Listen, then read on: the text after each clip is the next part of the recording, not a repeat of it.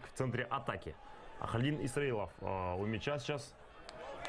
Конечно же, тоже может быть опасно. Стандартное положение показывает, как получится. Ну да, здесь просит арбитр немножко подальше мяч, точнее мяч отнести вот даже на целых 2 метра, наверное, таки. Ну, я не знаю, для чего он. Да, конечно же. Все-таки уже 70 минут практически прошло. 70-я минута вот на данный момент идет матча. И вот показывает, что будет подавать очень высоко. Исраилов, подача и Байматов, удар, гол! Азамат Байматов открывает счет!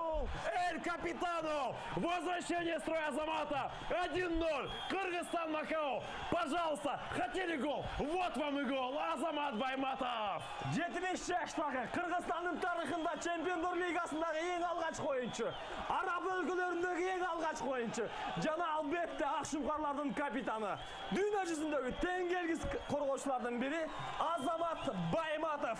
Мына ушундай 1-0 биздин Акшумкарлар эми ачылды. Мындан аркы өттөрдө дагы болсо ийгиликтерди каалайбыз. Ошол эле учурда Ахмедин Исраиловдун жеткизип берген тобуна баракелде дешибиз керек. Жана Байматов өзгөчө стилде качып кетти. Бардығын мықты деңгээлде аткарды.